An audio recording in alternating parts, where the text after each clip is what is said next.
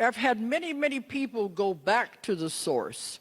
They go back to when they were with God before they ever started on this long journey to become humans.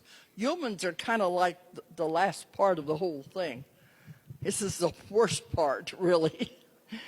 But we all began at the same place, and I've had people go back and experience it, and they always describe God the same way.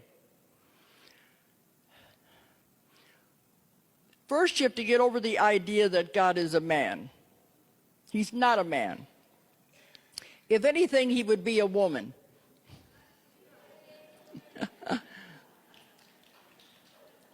Because women are the creative power.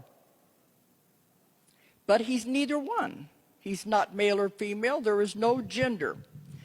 And when people go back to be with God, they're just doing instead of going to past lives, this is what they do. They go back to the beginning. They always describe it the same way, that God is like a huge energy force.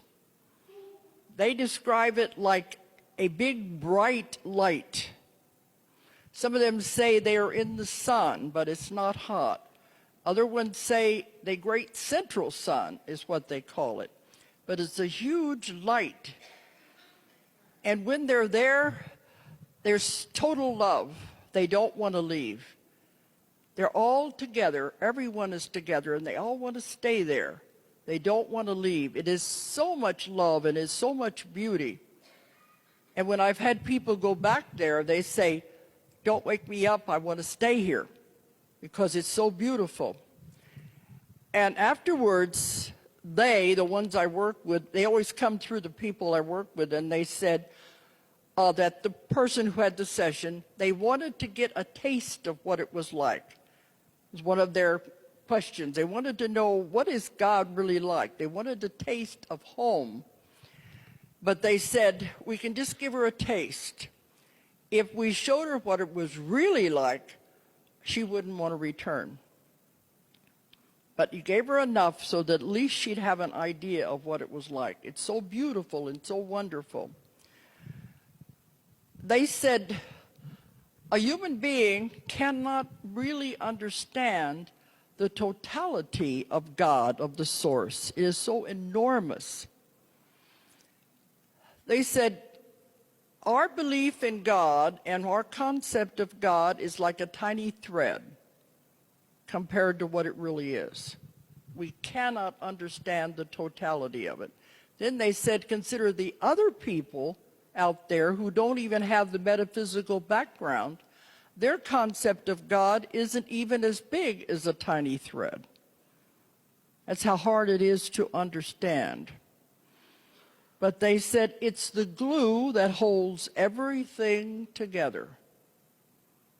If it were to wink out for a fraction of a second, everything would disintegrate. That's how powerful this is.